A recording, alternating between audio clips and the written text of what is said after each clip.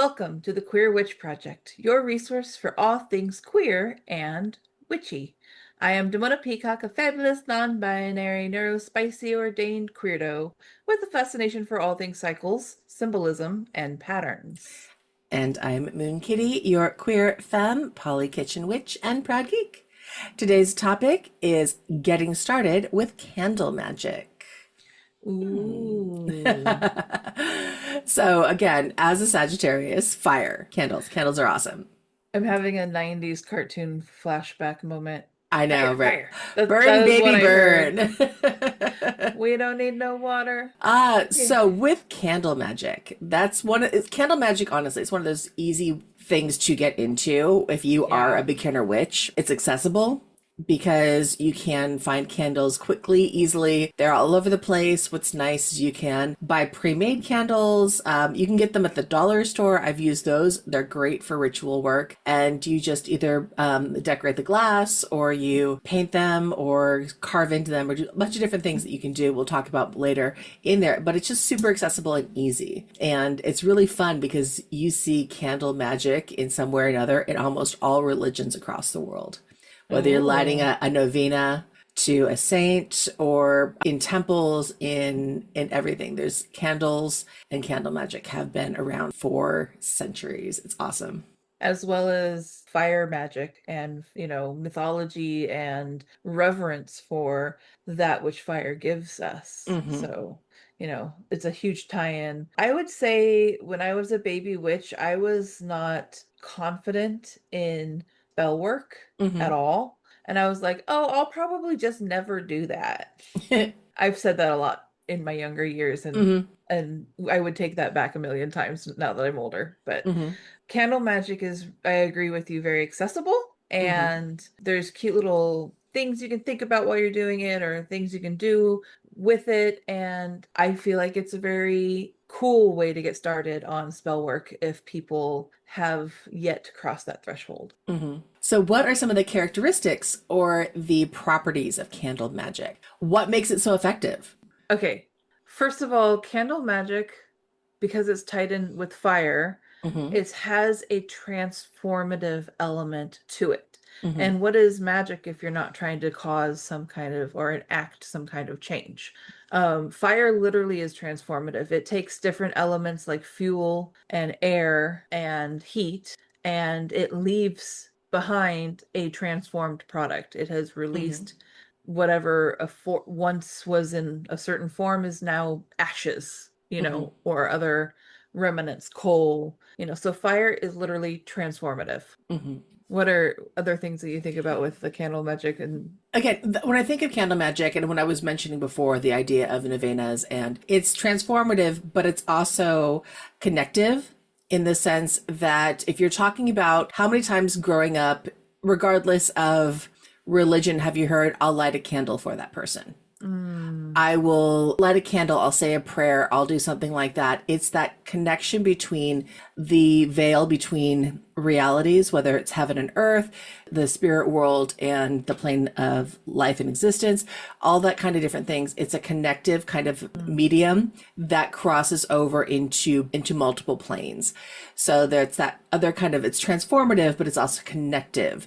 And so light a candle for someone, especially growing up Catholic, is a very, very common thing. I know it's common again in multiple major religions mm-hmm. across the world. Is that idea of honoring something in that spark of life that is being transformed or transferred, connected to another creature or being on another plane of existence in that kind of remembrance way. So it's transformative and transdimensional. Hmm.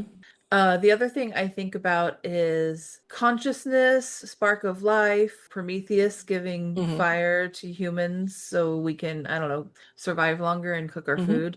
But the other thing is fire gives off heat. The candle gives off heat as well as light, Hmm. and therefore it is energy. Hmm.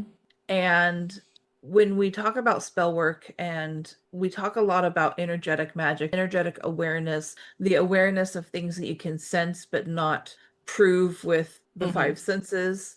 So I think that candle magic and fire in general is a representative of that spark of life.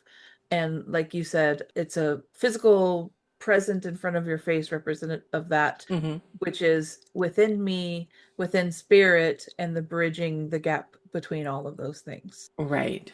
I oftentimes will light candles to the ancestors or the beloved dead on certain Hmm. anniversaries or holidays as well. So Hmm. I 100% transdimensional, energetic. If you think about it, candle magic's easy, accessible, but still also powerful, And primal. magical, Hmm. primal, full of lore. How many stories were told around a campfire? Hmm. A candle is but a miniature campfire. Hmm. It's a Depending on, small yeah, representation. fire can be as small as a You're spark right, and as crazy as a wildfire. It is, right. and that is in its nature to be such a huge range of a thing, a spectrum. That's great. But again, like you said, the myths of Prometheus and bringing fire to the people, it's one of the first things you learn when you are seeking shelter. First is find water. The second is find some way to create a fire so you can keep yourself warm and keep and build that shelter and build a way to keep yourself alive. It's one of those necessary elements for life. I would even say it's bordering harnessing the power of the sun Hmm. In a many, little many bit. ways. Yeah. Okay, So so then the good. candle itself Hmm. also transforms. Right.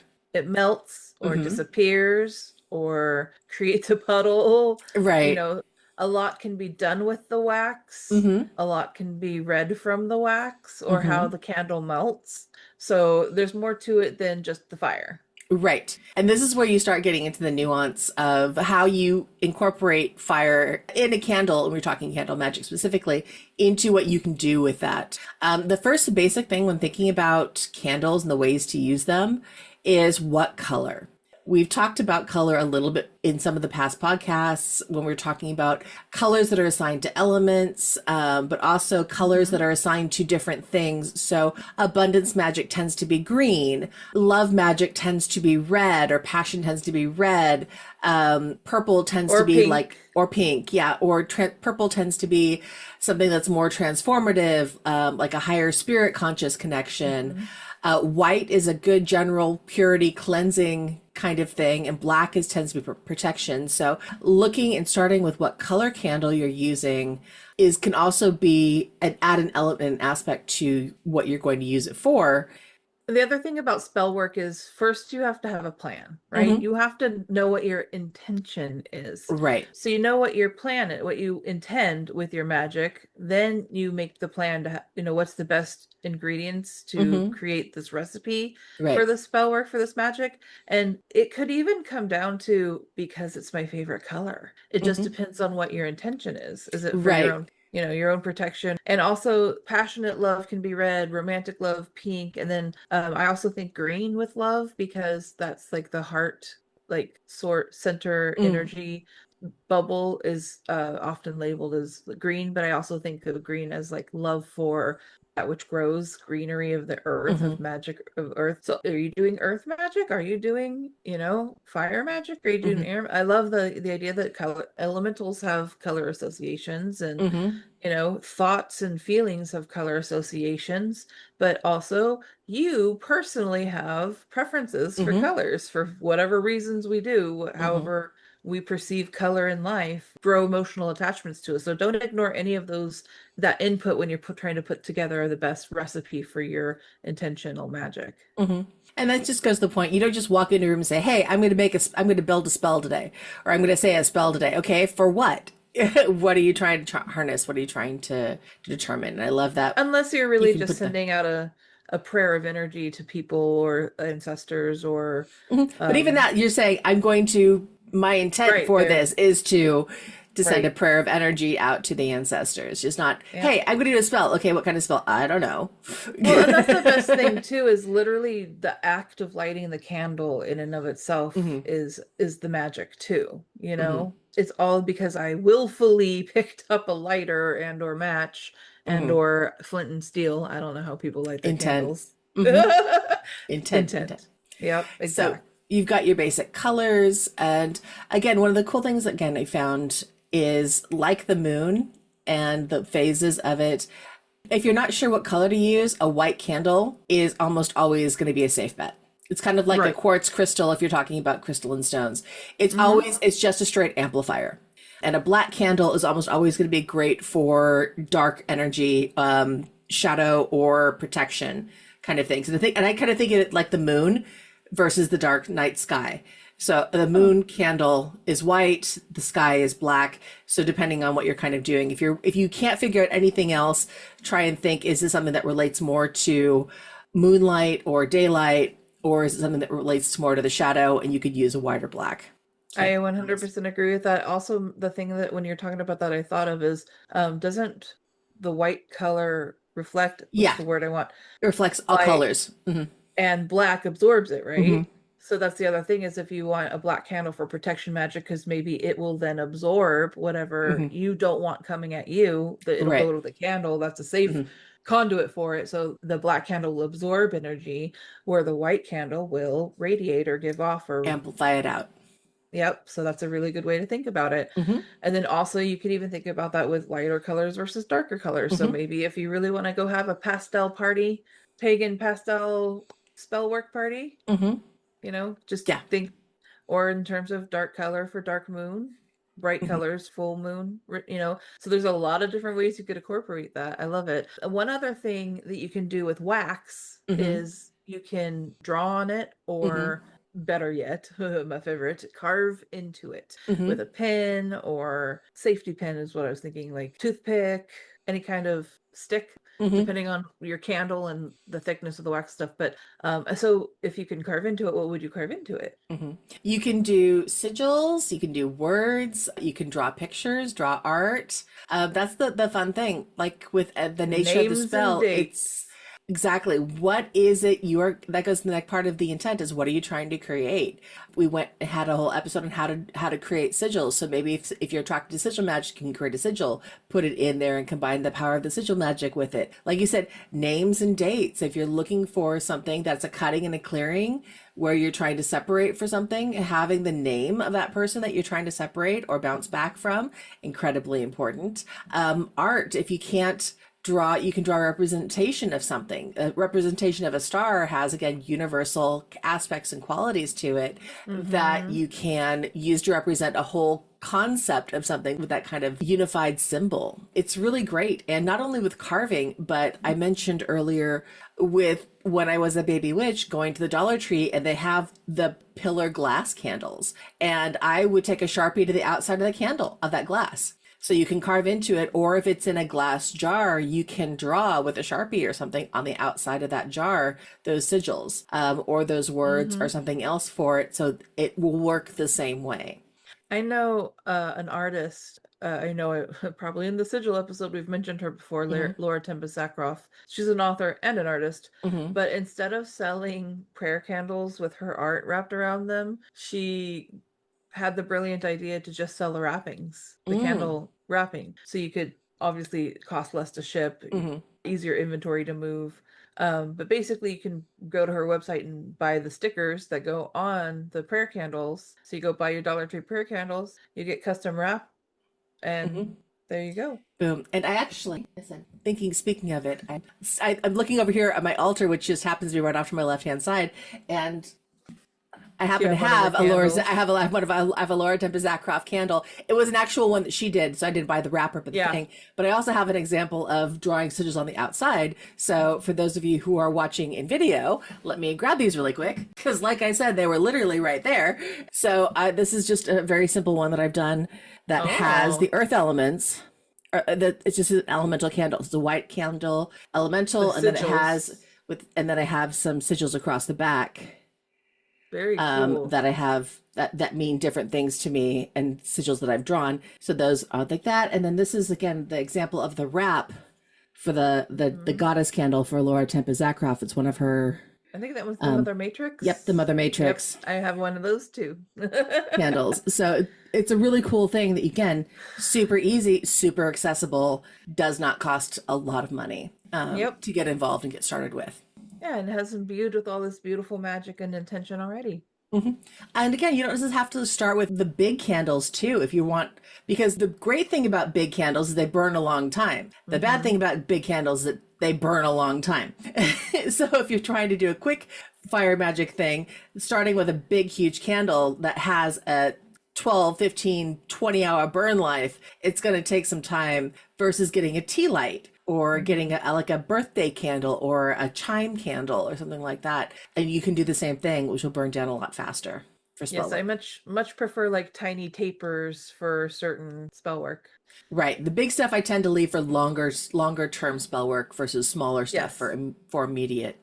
And I do love having a big candle that is dedicated to feeding the spirits. There was this whole thing where when the spiritual energies visit, they like to feed off of energy. And I remember both times I welcomed my babies home, we had light bulbs burning out and batteries, that we just hmm put in that thing burning out on stuff. And I was like, I need to tend to some fire. If I kept a candle lit to feed the energy of the hmm spirits and ancestors who are coming to welcome the new life into our lineage or whatever, maybe these little things going on the fritz would end. And it hmm totally worked, totally hmm worked. That's So awesome. sometimes it comes down to having one big candle that feeds the spirits. And I tend to do that starting in October and on hmm through, the winter time.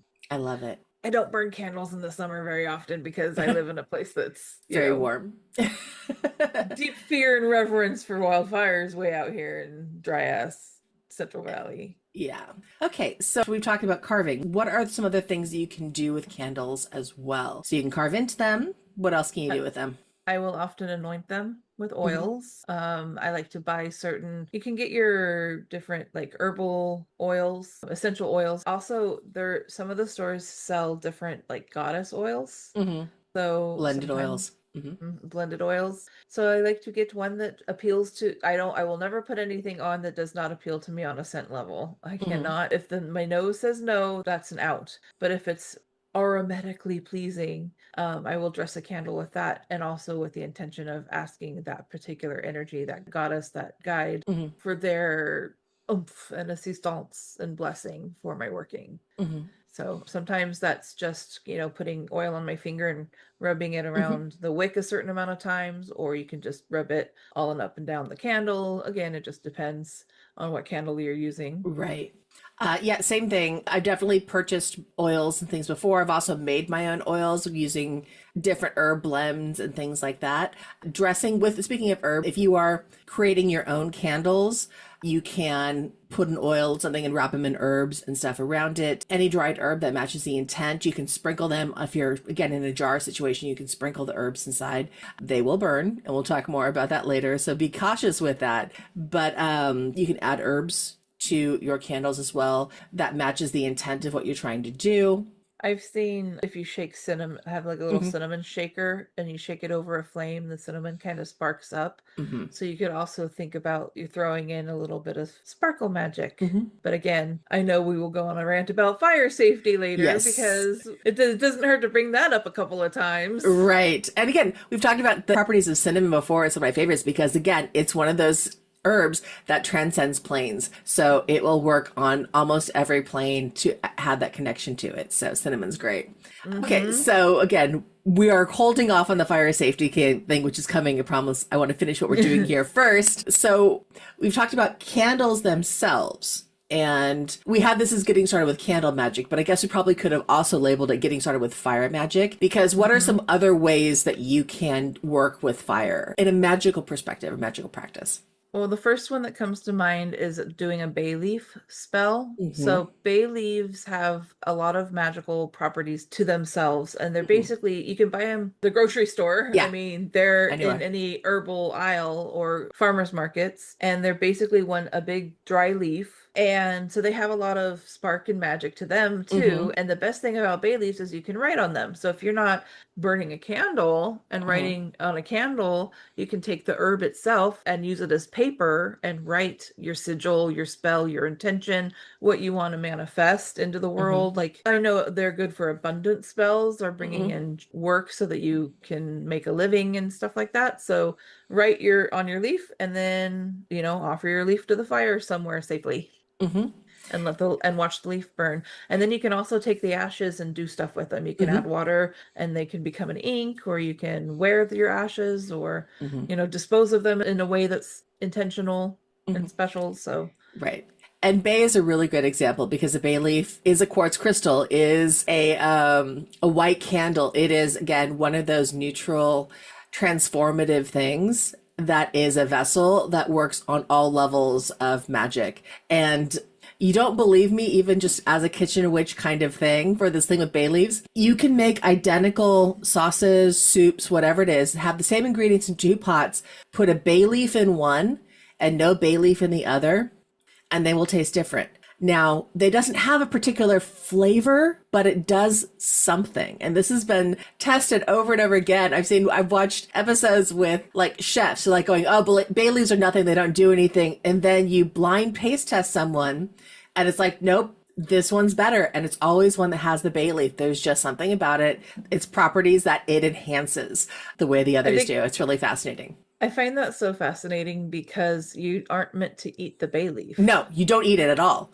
Yeah.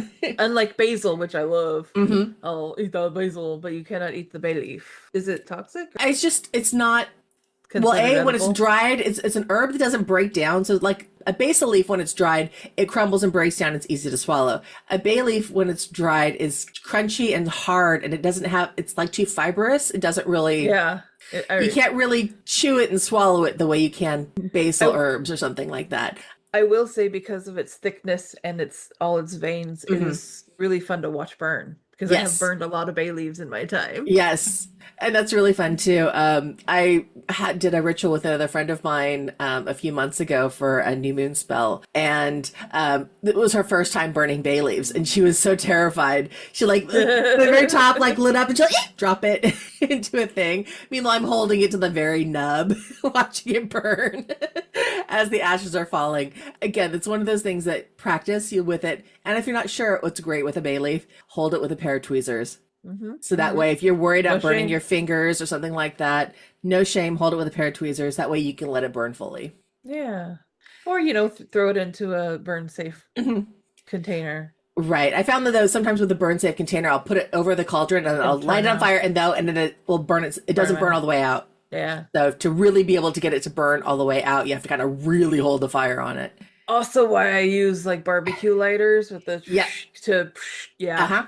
Exactly. Yeah. Been there, done that. Yes, absolutely. But also from instead of bay leaf magic, there's also other types of flammable material, paper. We have done art and Yep. burned that to release it. In fact, we There's have made the conscious decision to move from using acrylics on canvas and Mhm. burning them to using watercolors on paper and burning that because that's more environmentally friendly of a burn. Exactly. So yeah, so there's a lot of different things with that in the flame, in the fire. And Yeah. again, And the releasing of it and the right. transformation of it. The thing about burning artwork is my thought is that art gets to exist and be beautiful, and it doesn't have to be permanent for Mm-mm. it to mean something. Right. And so letting it exist for what it is and then letting it go, there's so much magic and power just in Hmm. being able to understand that part of it all. Right. There's fire scrying. This is something that even Yes. as a child, I could just sit before magic, before I knew anything else, just sit Mesmerized. and watch the flames and watch them flicker and dance and see the shapes and all of the kinds of things. And you can find interpreting visions. You can get yourself into a trance-like state very easily if you're Hmm. watching a campfire or even a candle, but Hmm. a campfire especially, or a fire in a fireplace. Now, we're living in a modern age, at least in California here, where fires in fireplaces, they are no longer allowing houses to be built with fireplaces. Really? Yeah, you can have gas, you can have a gas insert, but you cannot have a wood burning fireplace I in did not know any, that. yeah, in building code since about the mid 2010s.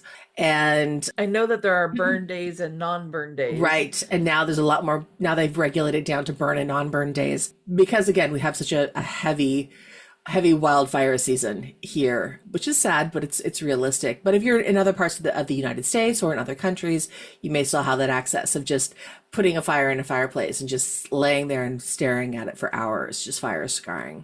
The other thing is kind of adjacent to fire scrying is much like when you can read tea leaves left in a cup. Hmm. You can gain information on how your spell work is working by the way something burns Hmm. or the way the ashes are left. So if something like a candle magic that you do and it burns and there's almost completely gone, there's practically nothing left, maybe a couple of spots of wax, metal thing that once had a wick holding Hmm. it on, and you could imagine that must have been a very powerful spell. Hmm. And it It used up consumed all of its everything. resources, Hmm. right? Whereas there's a candle magic that you're trying to do, and you're having a hell of a time keeping this thing lit. Hmm. And could it be sometimes like a defuncted candle? Sure. But it could be there be a message in the spell being like, not, this is not the right time, Hmm. That's a possibility too. So there's messages you can get also in the way something burns, in the Hmm. way, a lot of times one of the candle magics that's very popular in my circle of knowledge of people and friends are cutting ties, cord cutting, Hmm. and it said that you would have a candle represent yourself and the person or thing you want to separate yourself from, and have a cord between the two candles, and you'd light the two candles, let them burn down until it burns the cord, and once the cord is burned, it represents that separation. Hmm. And even in how fast one candle burns versus the other could show like how one person's ready to move on and the other one may not be. And Hmm. so there's also a lot of information gathering or scrying that can be done Hmm. with the remnants of the burning. Yes, absolutely. All right. Do we miss anything on that before we dive into the next part that we have been teasing all episode? Is it rant time? Yes, this is the other side. Again, acknowledging that we are very, very fire conscious in California. I don't know of anyone anymore who hasn't been affected by a wildfire at some point or another, whether they know of loved one, whether they've experienced it, whether they've been around it or seen it or something like that. You can't live in this state without having intimate knowledge of the hazards of wildfires. And wildfires, again, are that spectrum. That's the far end of something, but it starts with a spark. And so, with that, the most important thing to remember when you are doing Only you any can sort, prevent forest fires. exactly, when you are doing any kind of fire magic, not just forest fires, house fires, anything like that, do not leave fire magic unattended ever. Ever. Ever, ever, Don't do it ever. if you're going to fall asleep. Don't fall asleep with the things burning. Don't leave it burning and you're off in the other room. Definitely, if you are going to dabble into fire magic, start by updating your fire safety knowledge. Know Hmm. where your fire extinguishers are, fire blanket, fire Hmm. escape, smoke detectors. We have had, I have seen some things, okay? Hmm. And also, here's the thing, you can take all the precautions and something can go wrong. Hmm. But if you know what you're going to do in case of an emergency, have your emergency measures planned out in advance. Know Exactly. where a bucket of water or a cup of water nearby. So it could be, if it's a small spell, it could be something simple as that, but Hmm. you need to make sure you're brushing yourself up on some fire safety, Hmm. because there might come a time that the spell gets unruly or the elements of your spell gets unruly, and you're going to have to take action to go ahead and shut things down. Hmm. And it said wax will melt. And don't think if you're using a container candle in glass, glass will shatter. I have literally seen that happen Hmm. twice in a row. Different glass containers, same spell. Not me personally, but a friend of mine. By the second time, I was like, you need to stop doing this spell. Yeah. One time could be anomaly. Two Mhm. times, different containers, same spell. Stop doing that spell. Right. The universe is telling you no. Right. Reconfigure, think of how it can change, think of what might be causing it. But yeah, watch that. I mentioned herb dressings Yeah, on the that's the outside. big one. Dried herbs burn. Like we're Yep. talking bay leaves, you burning bay leaves. Dried leaves burn super fast and they catch really fast. So if you are putting those dried herbs on the outside of a candle, I have crafted candles and in the wax, and right now I see everywhere on TikTok these trends of putting Yeah. embedding crystals and dried herbs and flowers I under the never top of a understood all wax that. of candle, and it looks gorgeous. They look so pretty. But now instead of having a single wick, you are putting a ton of different flammable things that are going to light that entire thing up. If That you is are not exactly what prepared for I that, that is a problem.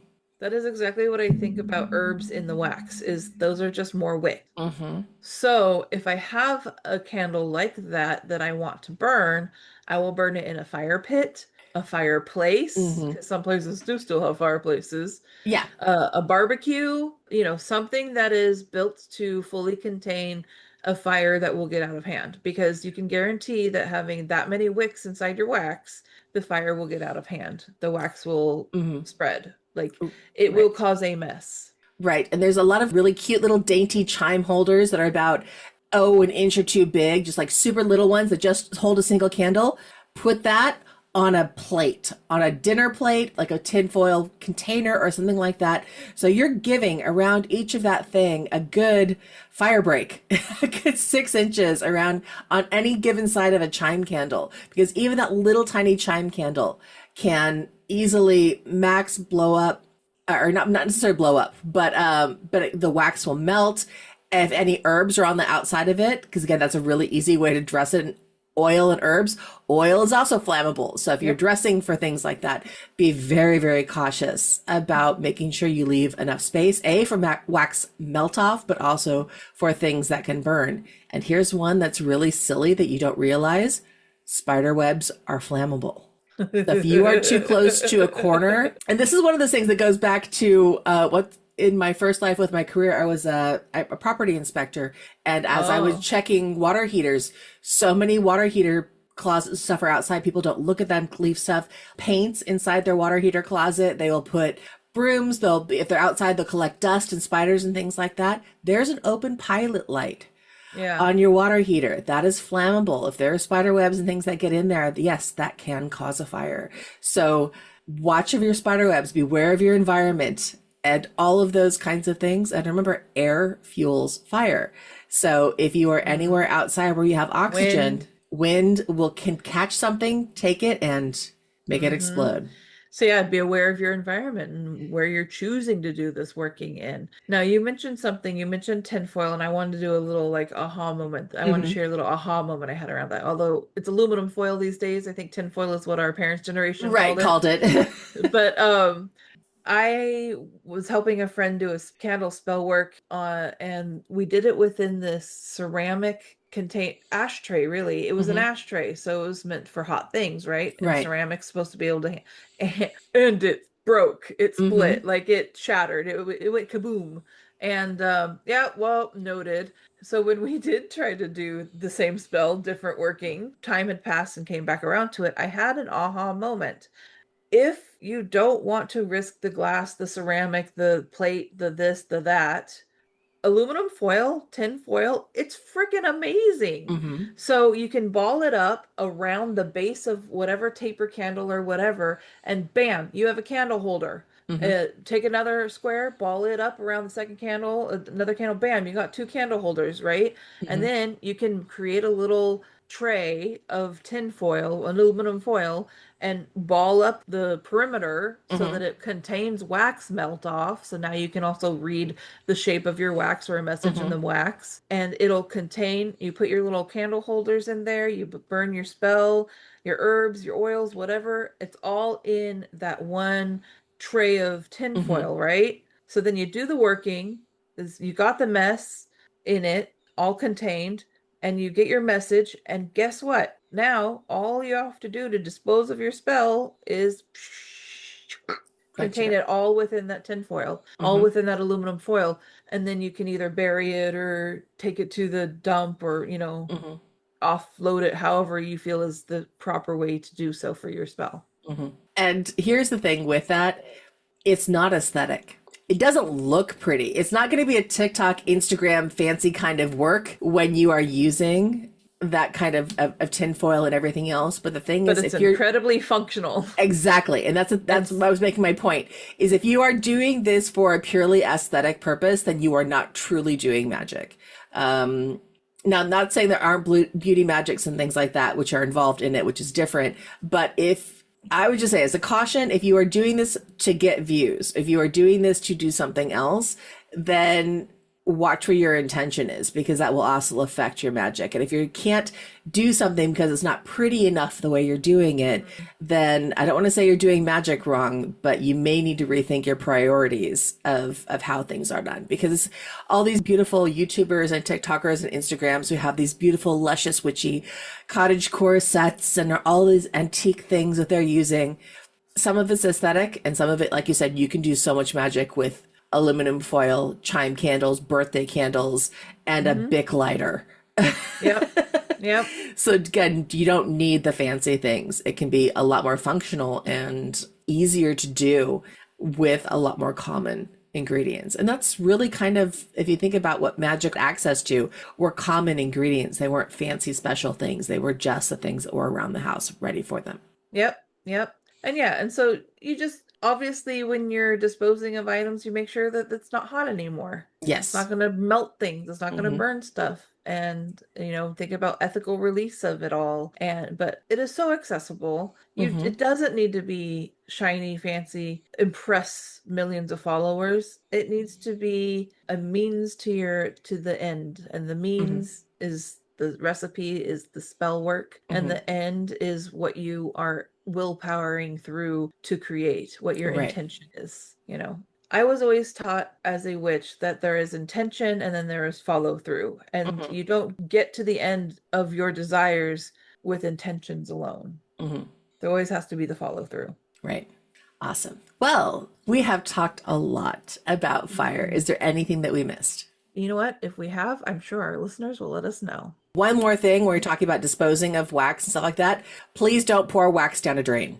Yeah, If you're cleaning, much if you're like washing grease. candles and everything else, don't pour them down the drain. It will just solidify and it will cause major hassle to your plumbing, and you don't want to deal with that later. So that would be Yeah, only other word of caution. But yeah, other than that, I think we've got a lot of things that we've covered. yeah. Respect the fire. Yes. You don't have control over it. You can invite it in as a guest, but you must respect the fire and you must know how to extinguish it if it comes to that. Here's one thing I wanted to ask you Hmm. about candle magic. There are different schools of thought when it comes to blowing out a candle. Oh, good one. Some people have said or felt that it's disrespectful if you use your breath to blow the candle out. There are candle snuffers. Hmm. Sometimes people will I will never do this because it just freaks me out, but they'll lick their fingers and then pinch the wick. So, do you have any thoughts or feelings on? I think this one comes down to personally think this one comes down to personal preference and maybe a little bit of the intent around the kind of spell that you're doing with it. I will be probably 80-20 with snuffing versus blowing out. I tend to just blow out, but I blow out with the intention of adding my breath as the wind to bring and cast this into the ether. So I blow out I with, like I'm blowing that. this out to let it go versus blowing it out to kill it. And that's where, again, it can be the nature of what you're trying to do. Because if you have something that, again, you're trying to put something out into the ether, it might be something that that you can blow out with no issues. But if it's something you are trying to end, maybe snuffing it would be the better way to do it. Because now again, the intent of what you're doing is that, hey, I'm causing an ending magic, a cutting or a clearing or something like that, where I want a definitive end to something.